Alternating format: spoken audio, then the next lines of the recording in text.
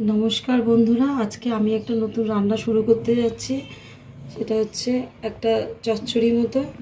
এটা হচ্ছে পটল, 6টা মতো পটল আছে, 2টো মতো আলু কেটে রেখেছি লম্বা লম্বা করে, আর 100 মতো ডাঁটা আছে সজনে ডাঁটা, আর 100 মোরলা মাছ ভাজা। 4 টেবিল চামচ মতো সরষের তেল দিয়েছি কড়াইয়ে। এক চিমটে 5 ফোড়ন দিলাম, 1.5 খানা শুকনো লঙ্কা দিলাম।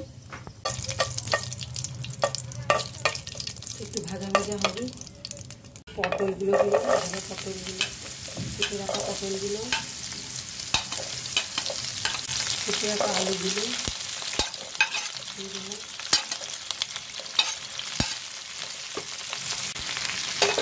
একটু সবজি দিয়ে দিলাম, দিয়ে এবার একটু নাড়াচাড়া করতে হবে। তার মধ্যে একটু করে মিষ্টি দিতে হবে, সামান্য মতো মিষ্টি দিলাম। ভাজতে দিতে হবে কিছুক্ষণ, ভাজা ভাজা হবে, তারপর রান্নাটা করতে হবে। ভাজাটা এরকম হচ্ছে, আর একটু হবে,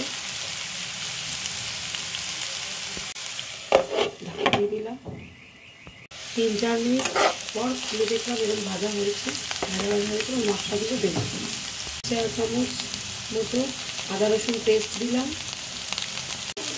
হলুদ দিলাম, হলুদ গুঁড়ো মতো দিলাম, মাখতে হবে।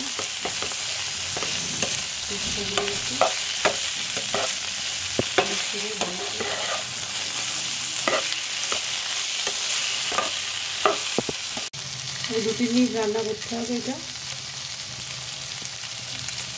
এই এতটুকু জিরের গুঁড়ো দিলাম, এবার একটু নাড়াচাড়া করে জল দিয়ে দেবো। এবার ভেজে রাখা মোরলা মাছটা দিয়ে দিলাম, দিয়ে নাড়াচাড়া করে এবার জল দিয়ে দেবো। জল দিলাম,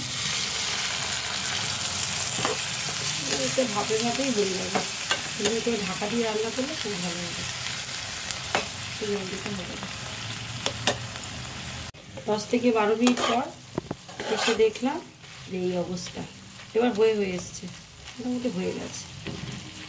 আর একটু হোক, আরও 3-4 মিনিট রেখে দিই। 2-3 মিনিট পর এসে দেখলাম এই কমপ্লিট হয়ে গেছে। এবার নামিয়ে ফেলবো।